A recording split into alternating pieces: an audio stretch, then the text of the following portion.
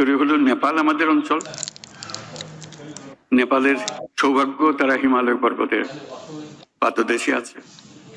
দুর্ভাগ্য হলো সমুদ্রের দেখা তাদের হয় না। তাদের সমুদ্র দেখতে হলে আমাদের মাঝখান দিয়ে দেখতে হবে, আমাদের মাধ্যমে দেখতে হবে। সে পথ আমরা করে দিই।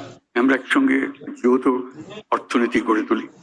তার সমুদ্রের অভাব, আমার পর্বতের অভাব, হাইড্রো, দুই অভাব একসঙ্গে পূরণ করে দুজনে। ভুটান একই কাণ্ড, তারও সমুদ্র দর্শন হয় নাই। তাকে সমুদ্রে আসতে হলে আমার পথ দিয়ে আসতে হবে, আমরা তাকে স্বাগত জানাই। তেমনি ভারতের পূর্বাঞ্চল একই অবস্থা, নেপালের যে অবস্থা, ভুটানের যে অবস্থা, নেপাল ভারতের সেভেন সিস্টারের একই অবস্থা।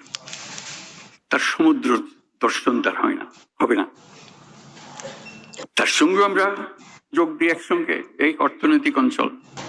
আমাদের যে সমুদ্র বন্দর, তাদের মাল আনা নেওয়া করবে, আমাদের মাল আনা নেওয়া করবে, তাদের কাছে যাবে।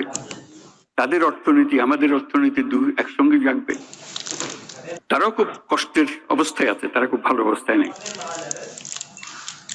তারা এই সুযোগ পেলে তারাও আনন্দিত, তাদের ব্যবসা আমাদের ব্যবসা রমরমা ব্যবসা হবে, একসঙ্গে ব্যবসা হবে।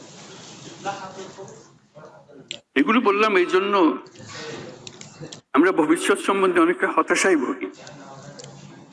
হতাশার তো কারণ নাই, এটা আনন্দের বিষয়। আমাদের যে অবস্থান, যে সুযোগ সুবিধা, শুধু সেগুলোকে আহরণ করা, কাজে লাগানো।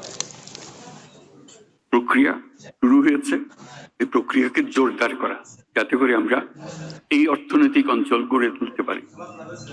মালামাল সোজা চলে যাবে নেপালে, সোজা চলে যাবে ভুটানে, সোজা চলে যাবে সেভেন সিস্টার্সে।